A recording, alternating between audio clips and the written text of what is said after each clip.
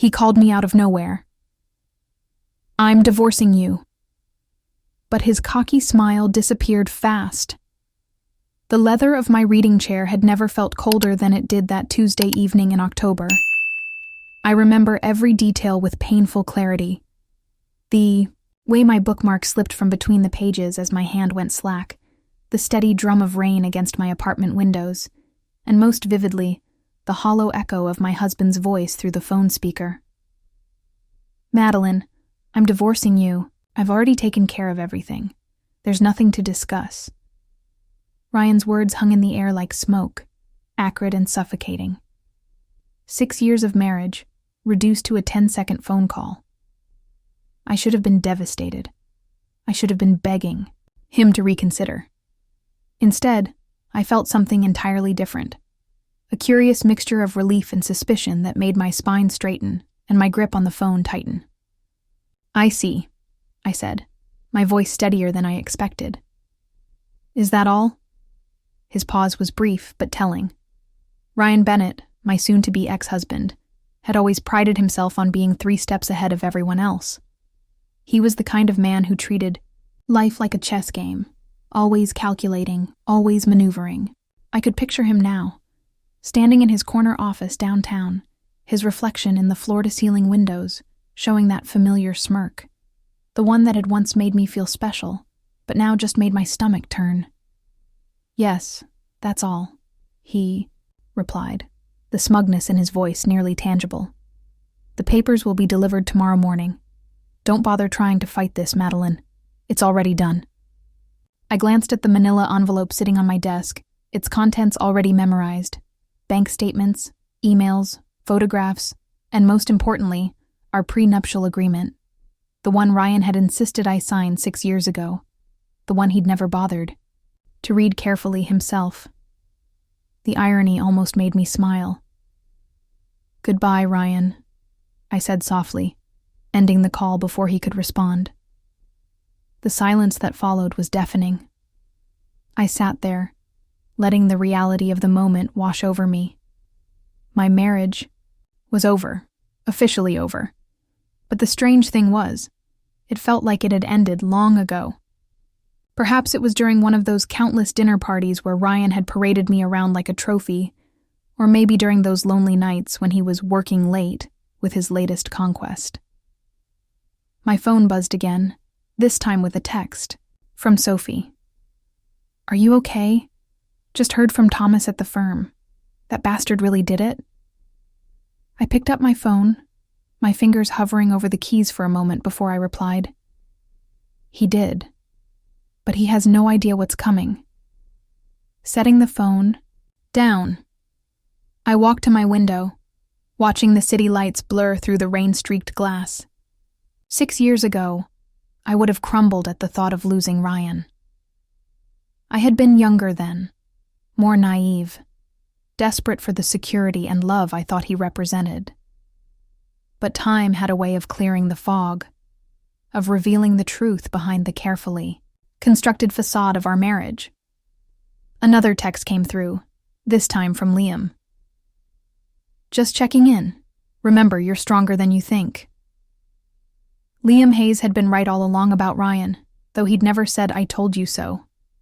He'd simply been there, a steady presence through the years, watching as I slowly began to see through the cracks in my perfect marriage. I moved to my desk and opened my laptop, pulling up the email I'd drafted days ago. My finger hovered over the send button for just a moment before I clicked it, sending instructions to the private investigator I'd hired months ago. Everything was in motion now. Tomorrow, Ryan would stride into his office, confident in his victory, certain that he'd orchestrated the perfect exit from our marriage. He'd probably already moved in with Vanessa Monroe, the ambitious lawyer from his firm who thought she'd scored the ultimate prize. They had no idea that their perfectly planned future was about to unravel. I picked up my book again, settling back into my chair. Outside, the rain continued to fall, but it no longer felt cold or lonely. Instead, it felt like the prelude to a storm, one that would wash away the past and reveal something stronger underneath. Ryan had always underestimated me, seeing only what he wanted to see. The quiet, accommodating wife who would never question him, never challenge him. Tomorrow, he would learn just how wrong he'd been. But for now, I allowed myself a small smile, knowing that while he thought he'd written the end of our story, I was actually writing its beginning. I woke before my alarm the next morning, my body humming with an energy I hadn't felt in years. The rain had cleared overnight, leaving behind a crisp autumn morning that felt like a clean slate. As I sipped my coffee by the kitchen window, watching early commuters hurry down the sidewalk below, I thought about Ryan's schedule. By now, he'd be at his regular breakfast meeting at the Capitol Grill, probably bragging to his circle of yes-men about how smoothly he'd handled everything. The doorbell rang at exactly 9:00 a.m. Right on time. Ryan had always been punctual, at least when it came to business. I opened the door to find a courier holding a thick envelope, his bored expression suggesting this was just another routine delivery. If only he knew. "Mrs. Bennett?" he asked, checking his tablet. "Ms. Harper," I corrected him, signing for the package. I never took my husband's name. That had been our first real fight after the wedding. Ryan had insisted I become Mrs. Bennett, arguing it would look better for his image. I'd refused, clinging to that small piece of independence without really understanding why it felt so important at the time. Now I knew. Some part of me had always seen this day coming. I spread the divorce papers across my dining room table, next to my own carefully prepared documents. Ryan's filing was exactly what I expected: calculated, ruthless, and ultimately short-sighted. He'd used the same tactics I'd seen him employ in countless business deals: overwhelm with aggression, demand everything, and expect the other party to crumble. My phone buzzed with a text from Sophie. "Coffee in 20? You need to see something." I met her at our usual spot, a small cafe tucked away from the financial district where Ryan and his colleagues never ventured. Sophie was already there, her laptop open and her expression grim. As a junior partner at a competing law firm, she'd always had her ear to the ground when it came to corporate gossip. "Look at this," she said, turning her screen toward me. It was an internal memo about upcoming partner announcements at Ryan's firm. Vanessa Monroe's name was at the top of the list. The vote's next week. Convenient timing, isn't it? I nodded, pieces clicking into place. He's making sure she gets the partnership before the divorce becomes public knowledge. Classic Ryan, always working every angle. "There's more," Sophie continued, lowering her voice. "Thomas says Ryan's been liquidating assets, moving things around. He's planning something big." "I know," I replied, pulling out my phone to show her the latest report from my PI. "He started moving money 3 months ago, right after the Monroe Industries acquisition. He thinks he's being clever, but he's leaving a trail a mile wide."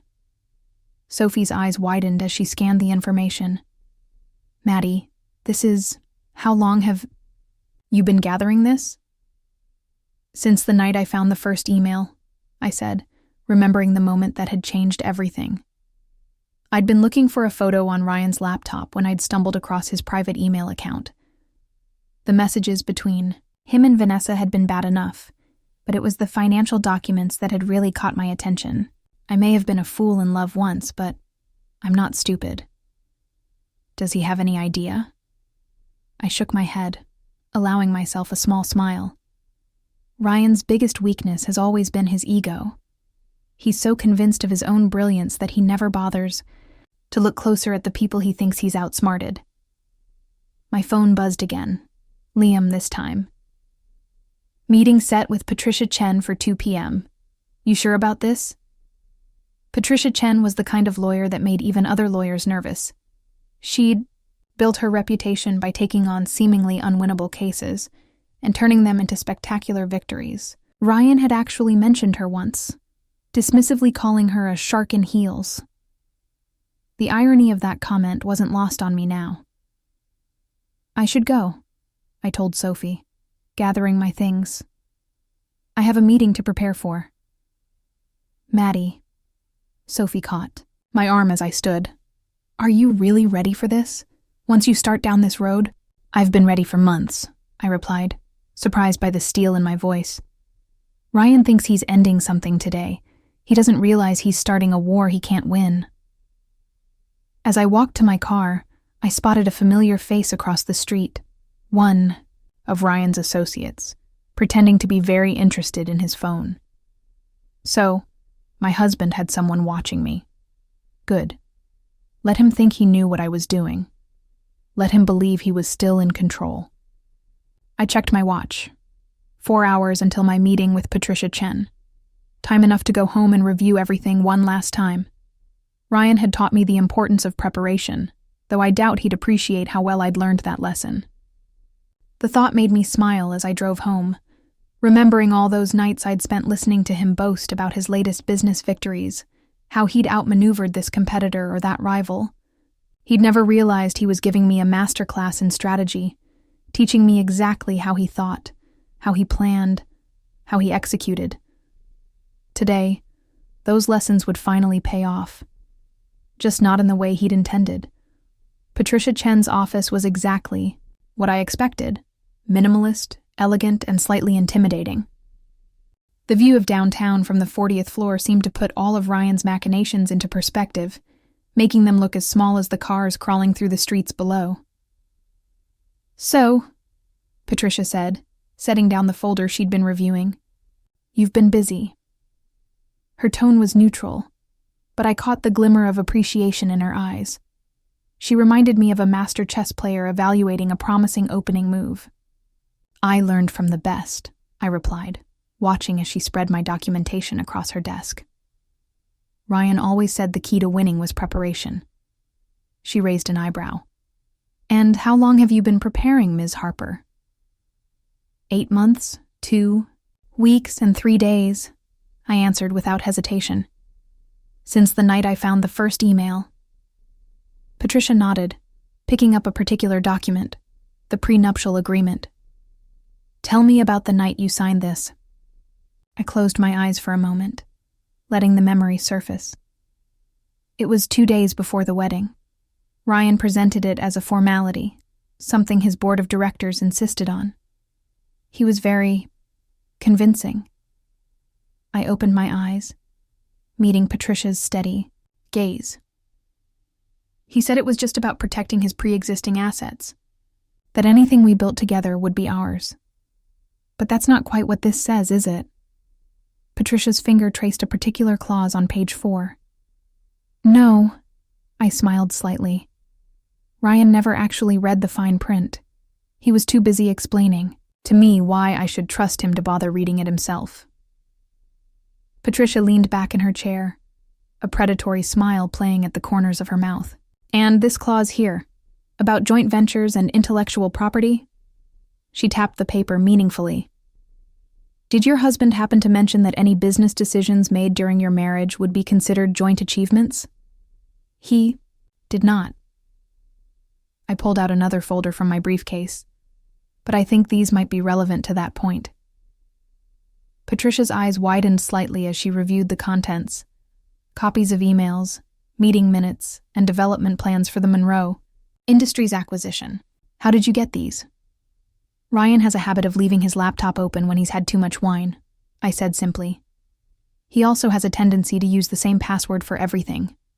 The name of his first dog, followed by his birth year. Sentimental, really. For the next hour, we went through everything.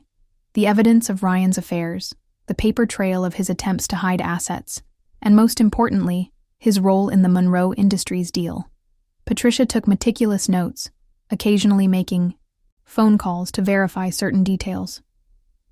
Your husband's going to regret underestimating you, she said finally, closing her notebook. But you should know, this won't be quick or clean. He's going to fight back, hard. I'm counting on it, I replied. Ryan's never learned how to lose gracefully. His ego won't let him. As if on cue, my phone buzzed with a text from Liam. Ryan's asking questions about your meeting schedule. He knows you're up to something.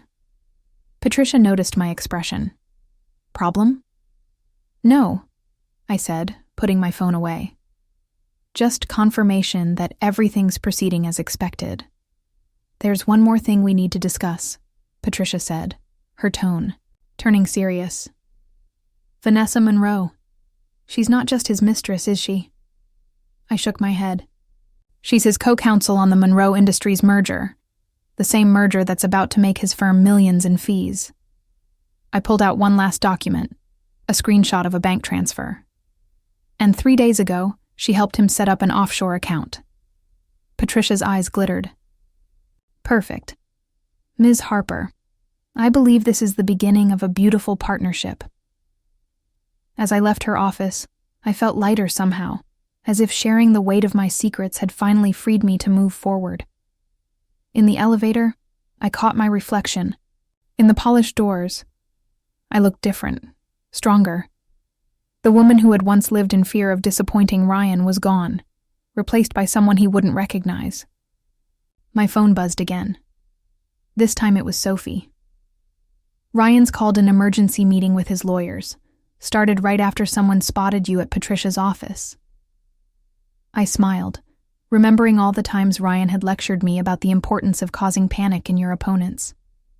Let them scramble, I texted back. The real fun hasn't even started yet. The sun was setting as I drove home, painting the sky in shades of fierce orange and red. It felt appropriate somehow, a dramatic backdrop for the storm that was about to break. Ryan had always loved making grand gestures, commanding attention. Tomorrow he'd learn he wasn't the only one who knew how to put on a show. I thought about him sitting in his office right now, probably surrounded by his team of lawyers, all of them trying to figure out what I knew and what I planned to do with that knowledge. For the first time in our marriage, Ryan Bennett was the one in the dark, the one struggling to catch up. And I was just getting started. I knew Ryan would come to the apartment eventually. His type of control freak couldn't resist trying to manage every aspect of a situation, especially when things weren't going according to plan. So when I heard his key in the lock that evening, I was ready, sitting at the dining room table with 2 glasses of his favorite whiskey, the expensive kind he'd always said I couldn't appreciate properly. You changed the security code, he said by way of greeting, his usual smooth confidence slightly ruffled. Did I? I took a slow sip from my glass. I suppose I did. But you managed to get up here anyway, didn't you? You always find a way. He stood in the doorway for a moment, assessing the scene. I could almost see the calculations running behind his eyes, the familiar process of him deciding which version of himself to present. Finally, he chose to smile, that charming, disarming smile that had once made my heart skip. Patricia Chen? He moved into the room, deliberately casual. That's a bit dramatic, don't you think? Is it? I thought you'd appreciate the theatricality of it all. You always did have a flair for the dramatic yourself. I gestured to the other glass. Have a drink, Ryan. We should talk. He picked up the glass but didn't sit. There's nothing to talk about, Madeline. I was clear on the phone. About the Monroe Industries merger? I interrupted, watching his fingers tighten almost imperceptibly around the glass. Or about the offshore account you and Vanessa set up? I forget which topic you wanted to avoid first. The smile disappeared. You've been going through my things. No, darling. I've been paying attention. There's a difference. I pulled out my phone, bringing up a particular email. Like this message from 3 months ago, where you told Vanessa that the merger would be your ticket to freedom. That was an interesting choice of words. Ryan set his glass down harder than necessary. You're out of your depth here, Madeline. You always were when it came to business matters. That's right, I agreed pleasantly. I was just the trophy wife who smiled at your parties and didn't ask questions when you came home late. The perfect accessory for an ambitious man. I stood up, moving to the window. Tell me, does Vanessa know about the clause in the merger agreement? The one about personal liability? He was across the room in 3 strides, looming over me. What exactly do you think you know? I know that you've spent the last year orchestrating the perfect exit. From the marriage, from the firm, from everything. The merger was supposed to be your masterpiece, wasn't it? Your grand finale before starting fresh with Vanessa. I turned to face him. But you got sloppy, Ryan. You left breadcrumbs everywhere, thinking no one would bother to look. If you think you can threaten me... Threaten you? Oh, Ryan. I laughed softly. I learned from you that threats are amateur moves. Real power comes from action. I moved past him to retrieve a folder from my desk. Like these documents I had couriered to the firm's ethics committee this morning. The color drained from his face as he snatched the folder, flipping through the contents. I savored the moment his hands began to shake. This is all circumstantial, he said, but his voice lacked conviction. Maybe, but it's enough to delay the merger, isn't it?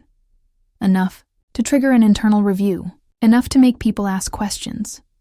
I took the folder back. Questions that might make Vanessa nervous about her upcoming partnership vote. Ryan's composure cracked. What do you want? Want? I don't want anything from you, Ryan. That's what you never understood. I walked to the door and opened it. I just want you to know what it feels like to lose control, to realize that someone else has been writing the story while you were busy congratulating yourself on your cleverness. He stared at me as if seeing me for the first time. Who are you? I'm the woman you should have paid more attention to. I smiled.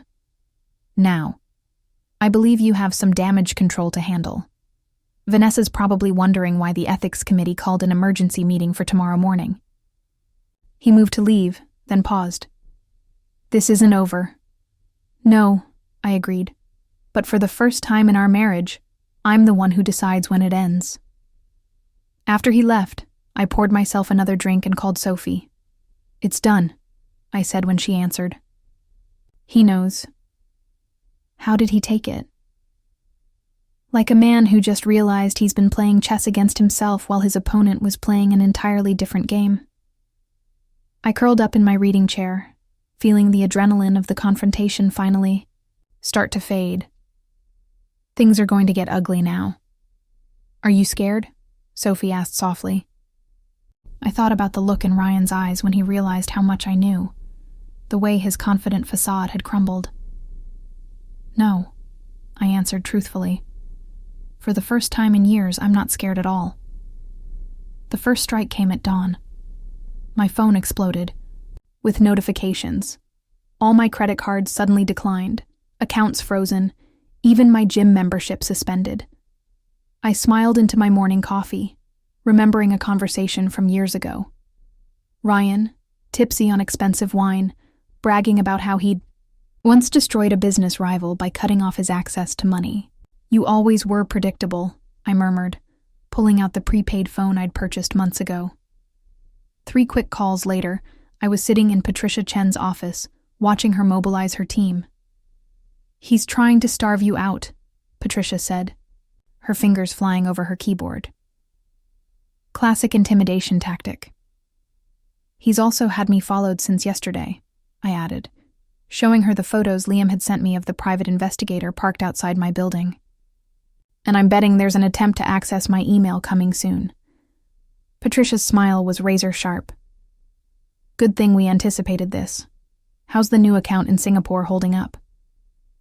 Untouched. Ryan's too focused on our domestic accounts to look overseas yet. I paused as my phone buzzed with a text from Sophie. And right on schedule. He's just called an all-hands meeting at his firm. Time to release the first press statement, then? Patricia asked, her hand hovering over her. Phone. I nodded, feeling a familiar tension in my chest. This was the point of no return.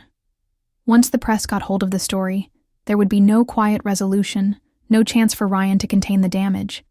He'd have to fight this battle in public, something he'd always been desperate to avoid. The rest of the morning passed in a blur of activity. By noon, the story had hit the financial news sites. Ethics investigation rocks Bennett and Associates, amid high-profile merger. I watched from Patricia's office as Ryan's carefully constructed world began to crack. Liam arrived with lunch and fresh intel.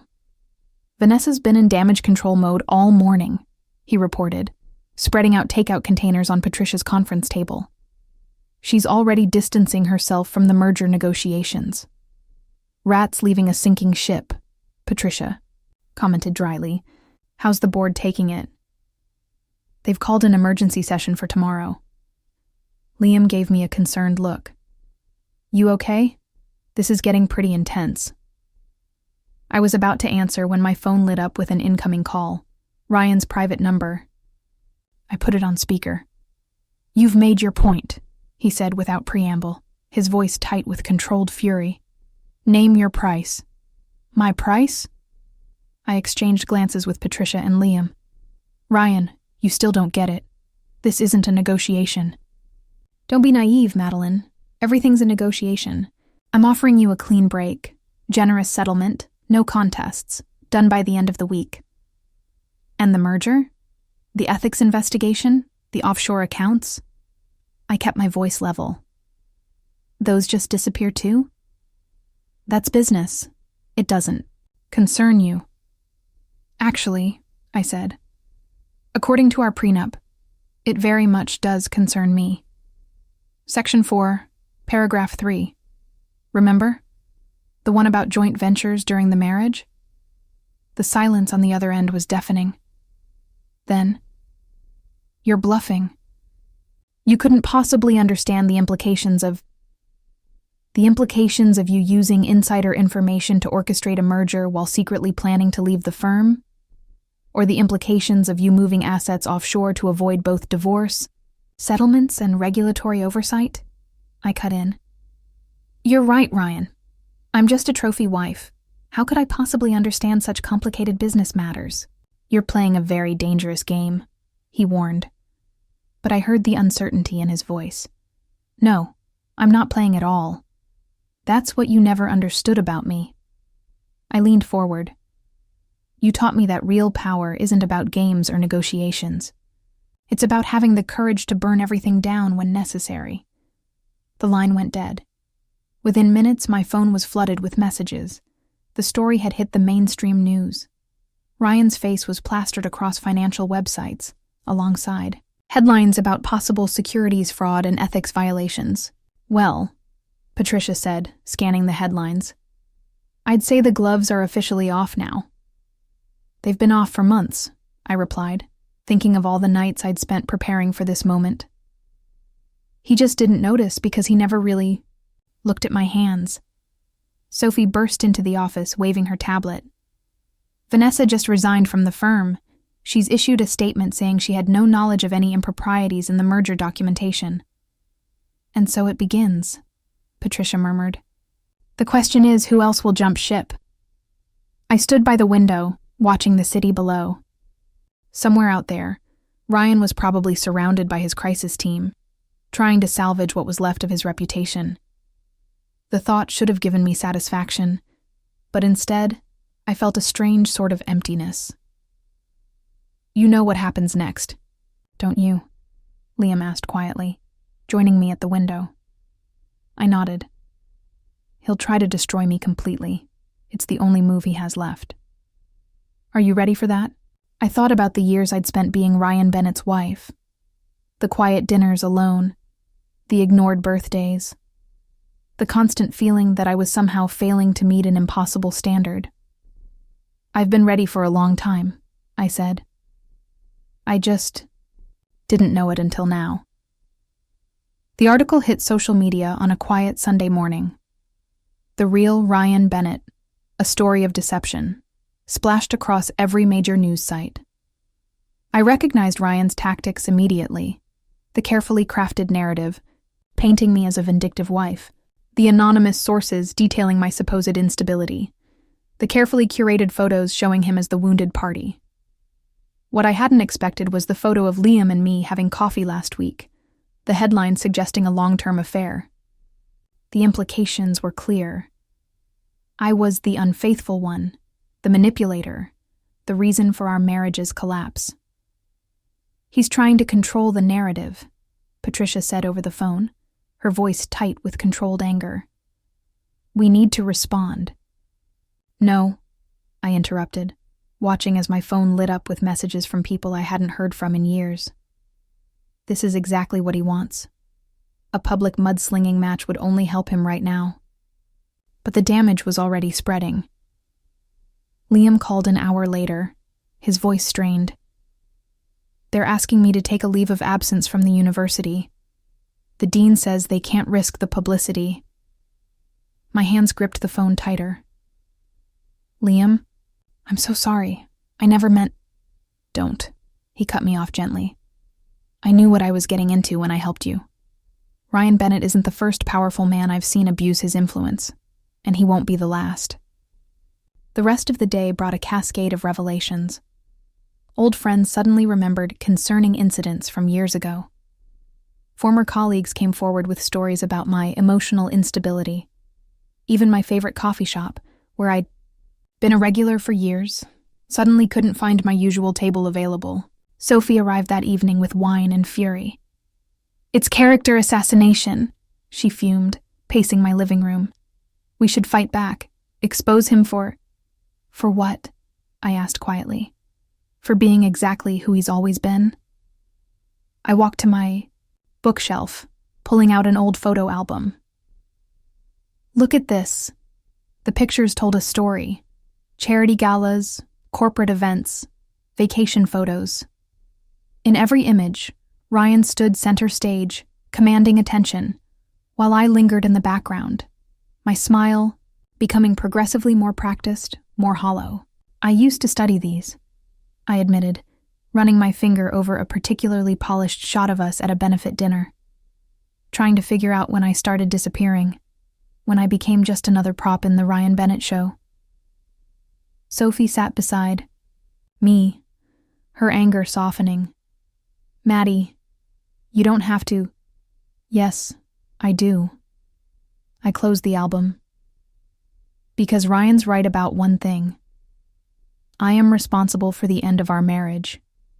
Not because I was unfaithful, but because I finally stopped being faithful to his version of me. My phone buzzed with a text from Patricia. Board meeting moved up to tomorrow. Sources say they're splitting the merger into separate deals. Ryan's being called to testify. He's losing control, Sophie observed, reading over my shoulder. And that's when he's most dangerous, I replied, remembering the look in his eyes during our last confrontation. He'll burn everything down before he admits defeat. As if on cue, another news alert popped up. Questions arise about Bennett and Associates' past deals.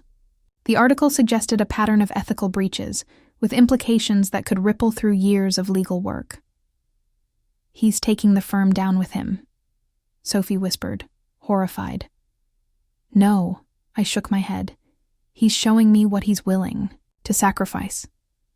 All those people, all those careers. I stood up, sudden clarity washing over me.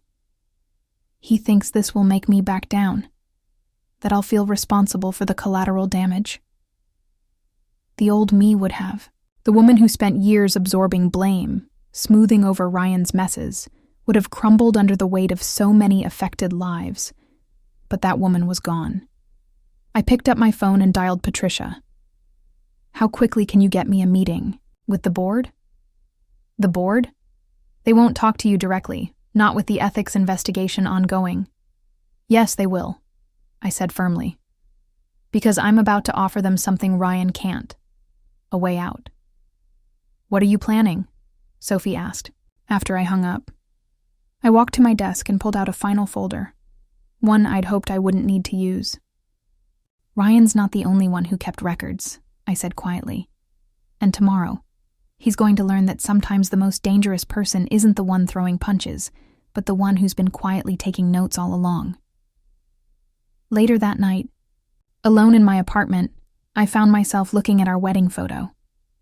We looked so perfect on the surface, the ambitious young lawyer and his adoring bride. But even then, if you looked closely, you could see it. The slight possessiveness in his grip, the hint of uncertainty in my eyes. You should have paid more attention, I told his smiling image.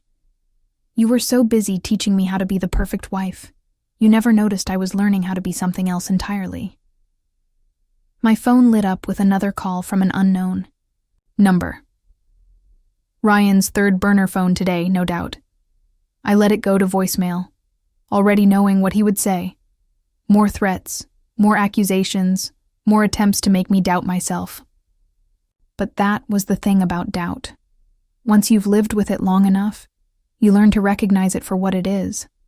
Just another form of control. And I was done being controlled. The Bennett and Associates boardroom felt smaller than I remembered. I'd been here countless times before, playing the role of the devoted wife at holiday parties and firm celebrations. But today, sitting at the massive oak table surrounded by 9 stern-faced board members, it felt like a courtroom. Patricia sat beside me, a steady presence in her trademark midnight blue suit.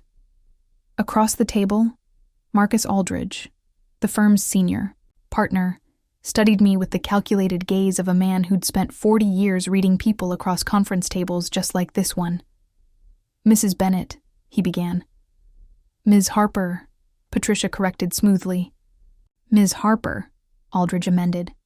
"I must admit, this is unusual, given the current circumstances and the ongoing ethics investigation." "That's exactly why I'm here," I interrupted, placing a sealed envelope on the table. Inside this envelope is evidence of every questionable decision, every ethical breach, and every manipulated deal that's passed through this firm in the last 6 years. I let that sink in. Not just Ryan's indiscretions, everyone's. The temperature in the room seemed to drop 10 degrees. I saw hands tighten on pen holders, throats being cleared, glances exchanged. "That's a serious allegation," Aldridge said carefully. "One that could have severe consequences for everyone involved." "It's not an allegation." I pulled out my laptop and turned it to face the board. "It's documentation, emails, meeting minutes, financial records, everything that proves this firm has been playing fast and loose with ethics for years, with Ryan as the conductor but plenty of willing orchestra members." One of the younger partners, Jessica Chen, leaned forward. "Are you threatening us, Ms. Harper?" "No," I smiled slightly. "I'm offering you salvation." Patricia opened her briefcase and distributed folders to each board member. "My client is prepared to sign an agreement. All evidence of past improprieties will be sealed, never to see the light of day, on 2 conditions." "Which are?" Aldridge's voice was tight. "First, Ryan Bennett is removed from the firm, immediately. Not a graceful retirement, not a mutual parting. He's fired for cause, and the firm publicly distances itself from him." "And the second condition?" "The Monroe Industries merger is unwound properly, with full disclosure to all parties about any potential conflicts of interest. No one else's career needs to be destroyed, but this deal has to die." The silence that followed was deafening. I could almost see the calculations happening behind each pair of eyes, weighing options, measuring consequences, evaluating survival chances. "If we were to consider this," Aldridge spoke slowly, "what guarantee do we have that this evidence won't surface later? Because unlike my soon-to-be ex-husband, I understand the value of mutually assured destruction." I met his gaze steadily. "This isn't about revenge, it's about correction." Jessica Chen's phone buzzed. She glanced at it, then looked up sharply. "Ryan's just called an emergency press conference for this afternoon." "Of course he has," I said, quietly. "He's planning to get ahead of this by taking down as many people as he can. Typical Ryan. If he's going to burn, he wants company in the flames." The board members exchanged looks. I could see the moment the decision crystallized, survival instincts kicking in, self-preservation overriding loyalty. "We'll need time to draft the necessary documents," Aldridge said finally. "You have an hour," Patricia replied. "The press conference is at 2. What followed was a blur of activity. Lawyers drafting statements, PR teams preparing releases, security being quietly dispatched to lock Ryan out of the building's systems. I sat through it all, watching the machinery of corporate damage control spring into action. My phone buzzed. Ryan. Again. This time I answered. "You think you've won?" His voice was raw, dangerous. "You have no idea what I'm about to do." "Actually, I do," I cut him off. "You're going to try to take down the firm, expose everyone's sins, make sure nobody comes out clean." I paused. "But you're too late." "What did you do?" The question came out as a whisper. "I did what you taught me to do. I protected my interests. The board's about to announce your termination. The merger's being unwound. It's over, Ryan." "Like hell it is." "Check your email," I said softly. "The board's statement just went out. You're done." The line went dead. Through the boardroom's windows, I could see reporters gathering outside the building. Soon, they'd have their story, but not the one Ryan had planned to give them. "Ms. Harper," Aldridge approached me as the last documents were being signed. "I have to ask, how long have you been gathering this information?" I thought about all the dinners I'd sat through, all the conversations I'd overheard, all the documents I'd seen casually left on our dining room table. Since the day Ryan told me I didn't need to worry my pretty little head about business matters. His expression flickered with something like respect. "He never saw you coming, did he?" "No," I replied, gathering my things. He was too busy, looking at his own reflection. Outside, the October air was crisp and clean. Sophie was waiting by the car, practically vibrating with tension. "Well?" "It's done," I said simply. "Ryan's finished at the firm. The merger's dead. And..." I took a deep breath. "Liam should be getting a call about his reinstatement at the university any minute now." "You did it," she whispered. "You actually did it." But as we drove away, I felt no triumph, no satisfaction, just a quiet certainty that I'd done what needed to be done. Ryan had taught me that power was about control, about dominance. But he'd been wrong about that, just as he'd been wrong about so many things. Real power, I'd learned, was about choice. And for the first time in years, all my choices were my own. The news broke like a tsunami. Within hours of the board's announcement, Ryan's face was everywhere, on news sites, social media, even the ticker running beneath the stock reports. Senior partner terminated for ethical breaches. Bennett and Associates distances itself from namesake's son. Monroe Industries merger collapses amid scandal.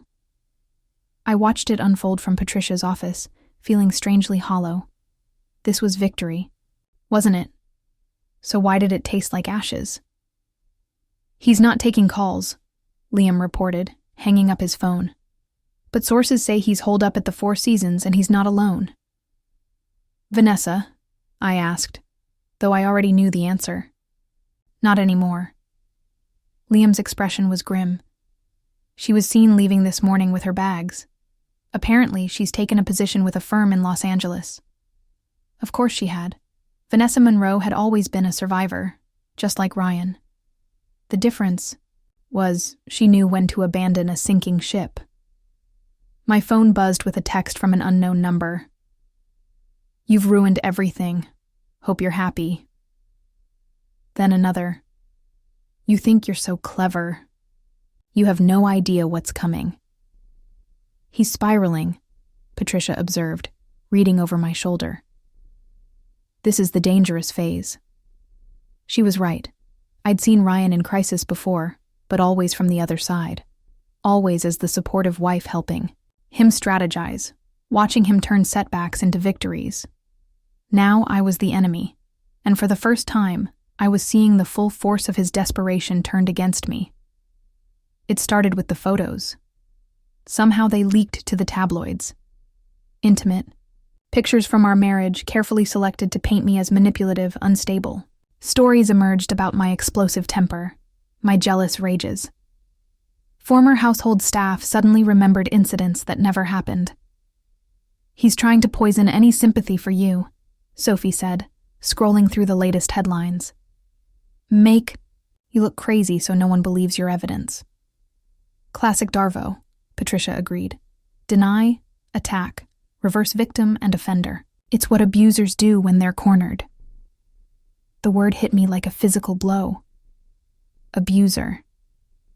Had that been what this was?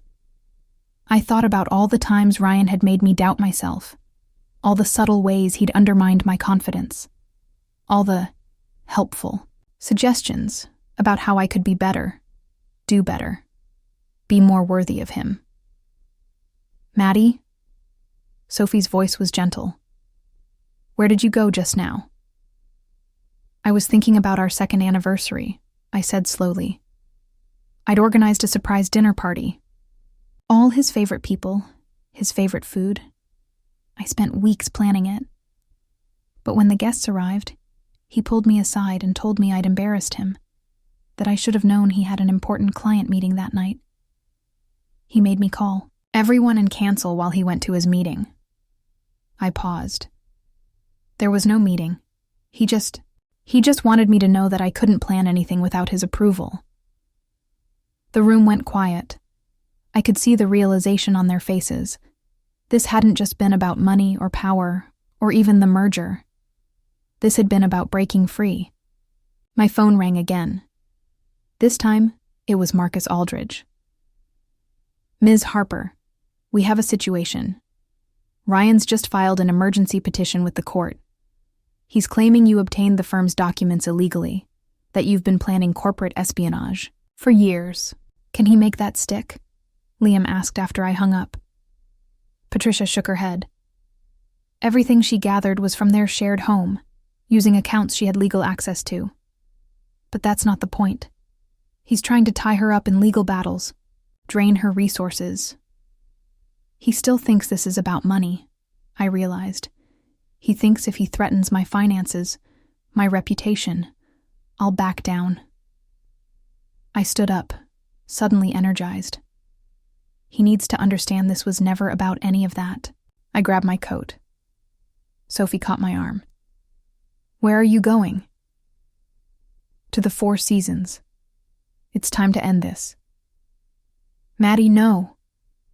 Liam stepped forward. "He's dangerous right now.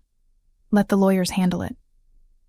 "He's not dangerous," I said, surprising myself with the certainty in my voice. "He's scared. And for the first time in our relationship, he should be." As I drove through the darkening city, I thought about the woman I'd been when I married Ryan. Young, impressionable, so desperate to be loved that I'd confused control for caring. That woman had disappeared piece by piece, replaced by someone stronger, someone who could look in the mirror and recognize herself. Ryan's latest text flashed on my car's display. "You want to talk? Fine. Room 1542. Come alone." I smiled slightly. Even now, he thought he was the one setting the terms. But he was about to learn what I'd known for months. Sometimes the most powerful position isn't the one giving orders. It's the one choosing whether or not to obey them. The Four Seasons lobby was a study in understated luxury. All soft lighting and polished marble, the kind of place Ryan had always felt at home. As I crossed to the elevators, I caught my reflection in a gilt-edged mirror. Straight spine, steady gaze, no trace of the uncertainty that had shadowed me for so many years. Room 1542. I knocked once, then used the keycard I'd obtained from the front desk. Some habits die hard. Ryan had always used the same room number whenever he traveled, always the same hotels. His predictability had once seemed like stability to me. Now it just seemed like another weakness. He was standing at the window, silhouetted against the city lights, a tumbler of whiskey in his hand. The room was a mess, papers scattered everywhere, laptop open on the bed, clothes strewn about.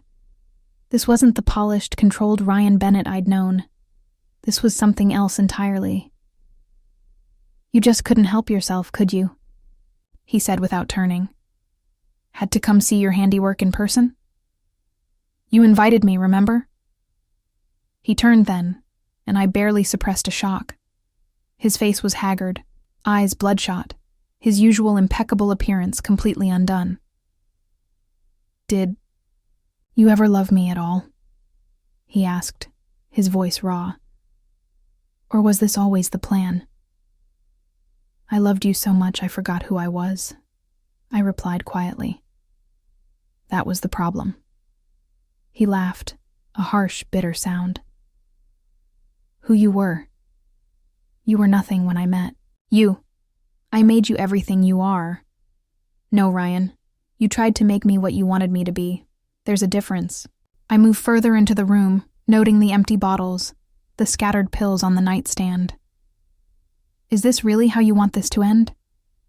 End? He crossed the room quickly, too quickly. This doesn't end until I say it ends. You think you've won. I still have things in motion. People ready to testify about your mental state, about your affairs. Stop. My voice cut through his rambling. Just stop. Look at yourself, Ryan. Really look. This isn't you destroying me anymore. This is you destroying yourself.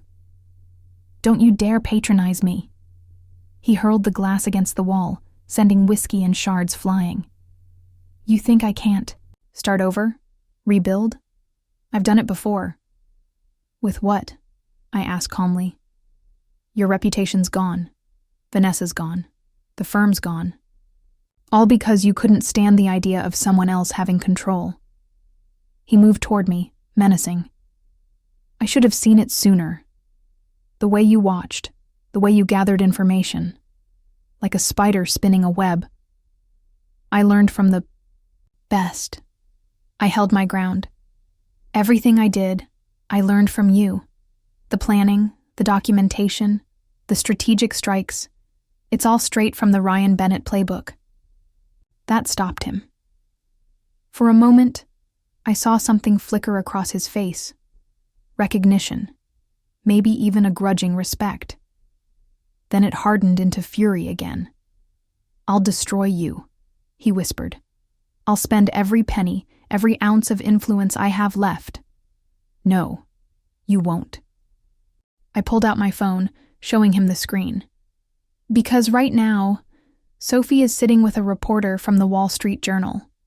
She has copies of everything, the evidence, the photos, the texts. If anything happens to me, if you try one, more desperate move, it all goes public. Not just the business stuff, Ryan. Everything. Including the real reason your first wife disappeared to Europe 10 years ago. All the color drained from his face. You wouldn't. The old me wouldn't have. The woman you married would have kept your secrets, protected your image no matter the cost. I moved to the door. But I'm not her anymore. You made sure of that. Madeline, wait. His voice cracked. For the first time in our marriage, I heard real fear in it. Please, we can fix this, together, like we used to. I turned back to look at him, really look at him. The man I'd once thought was so powerful, so in control, now seemed small somehow, diminished. All his carefully constructed facades had crumbled, leaving nothing but a scared little boy who couldn't stand to lose. Goodbye, Ryan, I said softly. I'd say I'm sorry it ended this way, but we both know it was always going to end exactly like this. You just couldn't see it coming because you never really saw me at all. The hallway was silent as I walked to the elevator. Behind me, I heard something shatter. Another glass, maybe, or whatever was left of Ryan's control. But I didn't look back. I'd spent too many years looking back, second-guessing, trying to be what he wanted. In the lobby, my phone buzzed with a text from Patricia. Judge denied his emergency petition. It's over. But it had been over long before that, hadn't it? It had been over the moment I'd stopped being afraid. Of his anger. Of his disappointment. of a life without him. I'd thought I was fighting for justice, for revenge, for some kind of validation. But in the end, I'd been fighting for something much simpler: the right to be myself. Outside, the October night was cool and clear.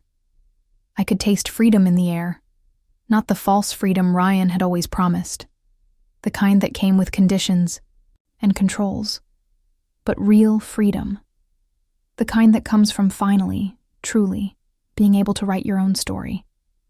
I got into my car and drove away from the Four Seasons, away from Ryan, away from the last vestiges of the life I'd once thought I wanted. In my rearview mirror, the hotel's lights grew smaller and smaller until they disappeared completely, just like the woman I used to be. The morning after my confrontation with Ryan, I woke to 27 missed calls and a handful of increasingly desperate voicemails. Not from Ryan, he'd finally fallen silent, but from reporters, old friends, and distant relatives, all suddenly eager to hear my side of the story. I deleted them all without listening. My story wasn't for public consumption, wasn't meant to be parceled out in sound bites and pull quotes.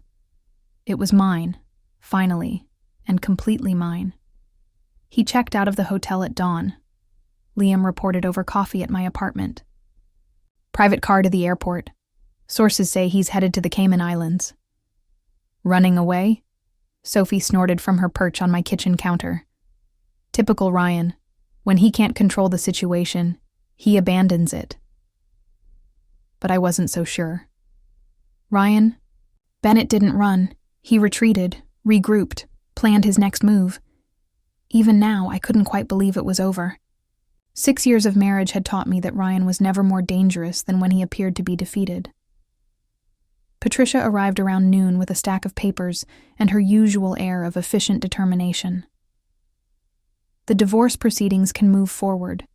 Now, she said, spreading documents across my dining room table. With the evidence we have, plus his recent behavior, we're in an extremely strong position. I nodded, scanning the papers without really seeing them. Strange, how something that had seemed so important just days ago now felt almost irrelevant. The legal dissolution of my marriage was just paperwork. The real ending had happened in that hotel room, in the moment I'd finally seen Ryan for what he truly was. There's something else, Patricia continued, pulling out another folder. The board at Bennett & Associates, they've made an offer. That got my attention. What kind of offer? They want to bring you on as a consultant, specifically to help them identify and correct the kinds of ethical breaches you uncovered. Her lips curved in a slight smile. Apparently they were impressed by your attention to detail. I almost laughed at the irony. For years, Ryan had dismissed my observations, my concerns, my feminine intuition about his business dealings. Now, the very skills he'd belittled were being recognized as valuable. I'll think about it, I told Patricia, though we both knew I wouldn't accept. That chapter of my life was closed. The rest of the day passed in a blur of practical matters, changing passwords, redirecting mail, beginning the 1,000 small tasks of disentangling two lives. Sophie and Liam stayed, ordering takeout and helping me sort through drawers and closets. "What are you going to do with all this?" Sophie asked, gesturing at my collection of evening gowns, costumes from my life as Ryan's wife. "Donate them," I decided. "Someone else can use them for their own performance." As we worked, I found myself telling stories, little moments from my marriage that I'd never shared before. The time Ryan had accidentally scheduled a client dinner on my birthday. The way he'd slowly isolated me from my old college friends, claiming they weren't appropriate for his social circle. The nights I'd spent rehearsing conversations with him, trying to find the perfect words that wouldn't trigger his disapproval. "Why didn't you tell us?" Sophie asked softly. "Because I didn't know how to explain something I couldn't even admit to myself," I replied. "And because he was so good at making everything seem normal. Like I was the one who was wrong for questioning." Around sunset, My phone buzzed with a text from an unknown number. My heart jumped, expecting Ryan, but it was from Vanessa. For what it's worth, I'm sorry. I should have seen him for what he was sooner. Like you did. I didn't respond. Vanessa had made her choices, just as I had made mine. The difference was, I'd finally chosen myself. Later, after Sophie and Liam had gone home, I stood in my bedroom, looking at the space where Ryan's things had once been. The closet seemed bigger somehow, airier, or maybe I was just finally able to breathe properly. On my nightstand, a framed photo caught my eye. Our wedding day. I picked it up, studying the face of the woman I'd been. She looked so hopeful, so certain she'd found her fairy tale ending. I wanted to tell her that real endings aren't about being rescued or possessed. They're about becoming the person you were always meant to be. My phone buzzed one last time. A news alert. Ryan Bennett resigns from all remaining board positions. Attached was a photo of him at the airport, unshaven and haunted-looking, his designer suit wrinkled. The article mentioned personal reasons and time for reflection. I set my phone down without finishing the article. Let the world speculate. Let them spin whatever narrative made sense to them. I knew the truth. Not just about Ryan's downfall, but about my own uprising. I changed for bed, noting with surprise that I was actually tired. Not the bone-deep exhaustion of stress and fear that I'd lived with for so long, but a clean, honest fatigue. The kind that comes after doing difficult but necessary work. As I drifted off to sleep, I thought about the word aftermath. People usually used it to describe destruction, the wreckage left behind by storms and battles. But sometimes I realized the aftermath is where the healing begins. Sometimes it's where you finally find solid ground to build something new. And tomorrow, for the first time in years, I would wake up ready to build. 2 weeks after Ryan disappeared to the Caymans, I stood in an empty storefront in the heart of downtown, watching dust motes dance in the morning light. The space was nothing special, just another abandoned retail location, victim of the changing economic tides. But as I walked the creaking wooden floors, I felt something I hadn't experienced in years: possibility. The lease terms are flexible, the realtor said, flipping through her papers. Though I should mention, given recent market conditions. I'll take it, I interrupted, already seeing past the peeling paint and water-stained ceiling. As is. Sophie, who'd come along for moral support, looked at me like I'd lost my mind. Maddie, are you sure? This place needs a ton of work. That's exactly why it's perfect. I ran my hand along a weathered wall. It needs someone to see what it could be, not what it was. The irony wasn't lost on me. For years, I'd watched Ryan acquire properties, always focusing on the prestigious addresses, the impressive facades. But this space, with its imperfections and potential, felt more authentic, more like me. Later, over lunch, I finally told Sophie and Liam my plans. A bookstore? Liam raised his eyebrows. In the age of Amazon? Not just a bookstore, I explained, pulling out the business plan I'd been working on. A community space. Books, yes, but also writing workshops, literacy programs, a place for people to find their voice. I paused, feeling suddenly vulnerable. I was an English major before I met Ryan, remember? Before he convinced me that studying literature wasn't practical enough. Sophie reached across the table and squeezed my hand. I remember. You used to talk about opening a bookstore all the time in college. Ryan would hate it, I said, surprised to find myself smiling at the thought. He'd call it a waste of capital, a sentimental indulgence. Well then, Liam raised his water glass. Here's to sentimental indulgences. The next few days were a whirlwind of activity. I met with contractors, designers, and suppliers. Patricia, helped me navigate the business registration process, her usual efficiency tinged with amusement at my new direction. "You know," she said as we finished the paperwork, "the board at Bennett & Associates is still interested in that consulting position. The salary would be significantly more than—" "I know," I cut her off gently. "But I'm done living in that world, done measuring success by Ryan's metrics." She nodded, understanding. "Speaking of Ryan, my sources say he's trying to start over in Grand Cayman, looking for investors for a new venture." I absorbed this information, waiting for the anxiety it would have once provoked, but all I felt was a distant pity. "He'll find some," I said.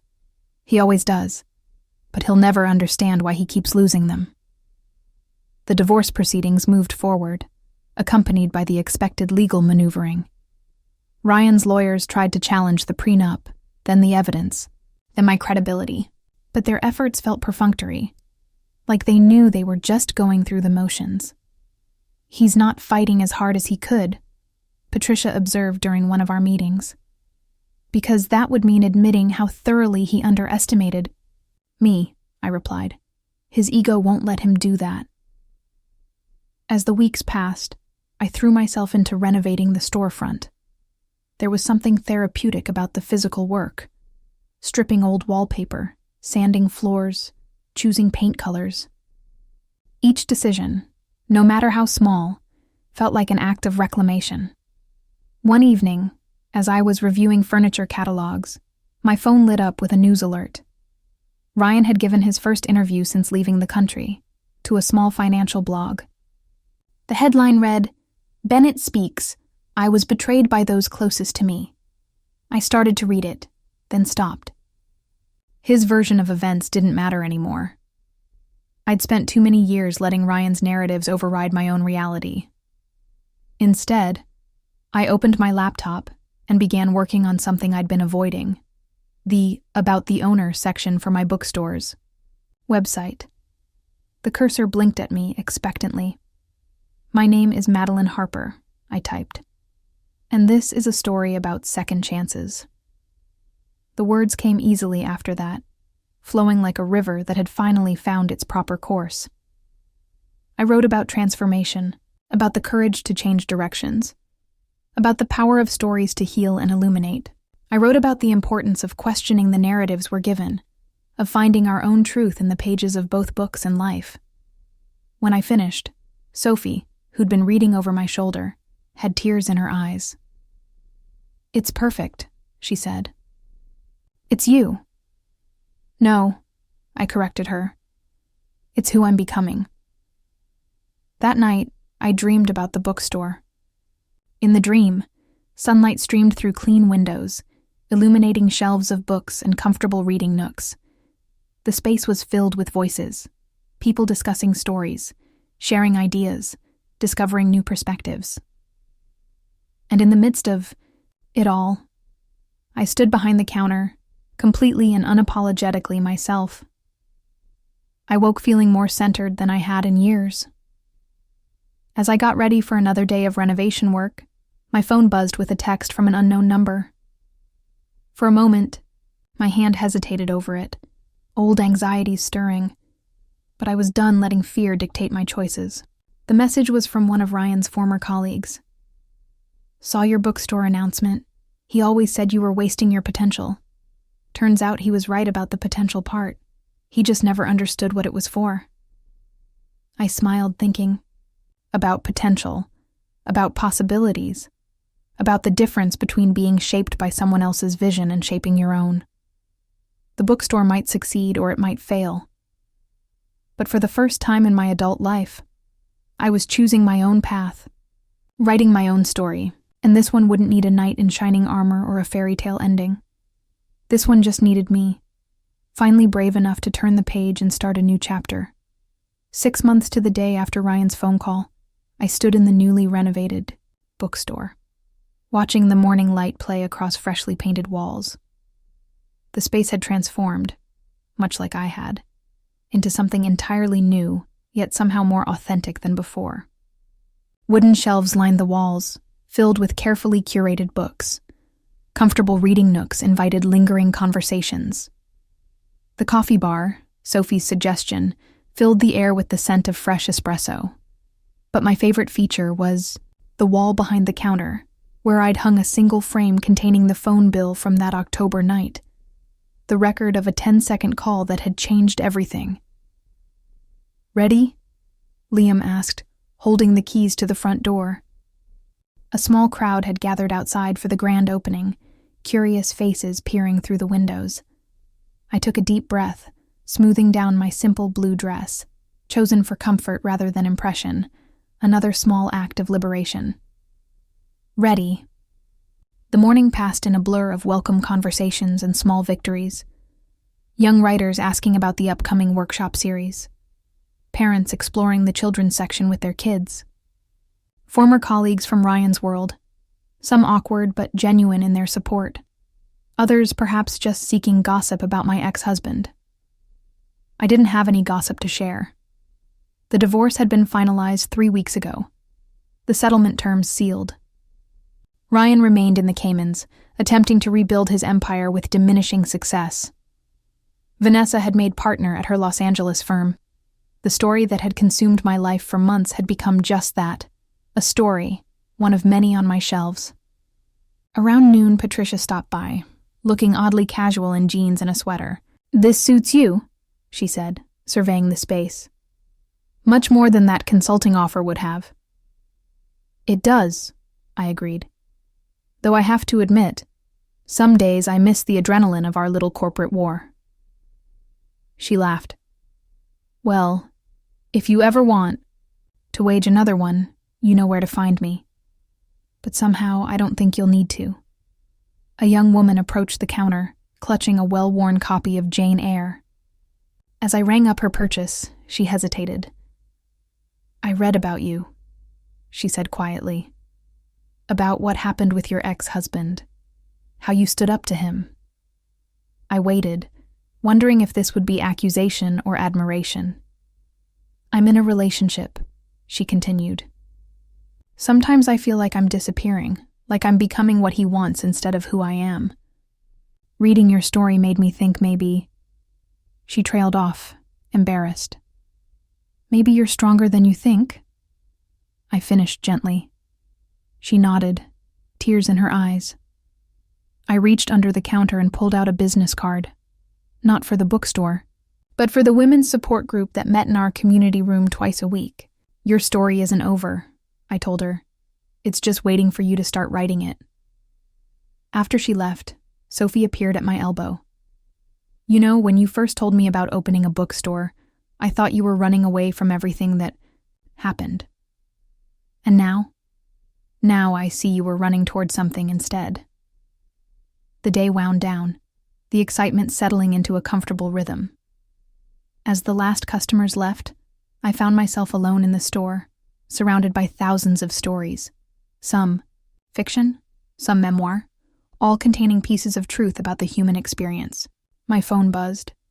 A text from an unknown international number. "Congratulations on the store. You always did love your books. R." 6 months ago, a message from Ryan would have sent me spiraling into anxiety, second-guessing every decision. Now, I simply noted the attempt at contact and deleted it. His opinion, his approval or disapproval, no longer shaped my reality. I walked to the front door, ready to lock up, but paused with my hand on the switch. Through the window, I could see the city coming alive for the evening. People hurrying home, couples walking hand in hand, others just beginning their stories. For a moment, I caught my reflection in the glass. Clear-eyed, standing straight, no trace of the woman who had once lived in fear of a phone call. Behind me, the bookstore glowed warmly, filled with possibilities and new beginnings. I thought about the young woman from earlier, about all the others like her who were just beginning to question their own stories. Maybe that's why I'd really opened this place, not just to sell books, but to create a space where people could discover their own voices, their own strength. The store's sign cast a gentle light on the sidewalk. Turning Page Books. Below, it, in smaller letters, Every story deserves a fresh start. I smiled, thinking how fitting that name had turned out to be. Because that's what life is, really. A series of turning pages, each one offering a chance to write something new. My story with Ryan had ended, but it wasn't my only story. It wasn't even my most important one. That story, my story, was still being written, one page at a time. I locked the door and walked home through the cooling evening, feeling the weight of my keys in my pocket, not just to the store, but to my future. Tomorrow would bring new challenges, new chapters, new opportunities to choose who I wanted to be. And for the first time in my life, I couldn't wait to see how the story would unfold. The end. Thanks for watching to the end. What did you think of this story? Let us know in the comments below. We value your opinion.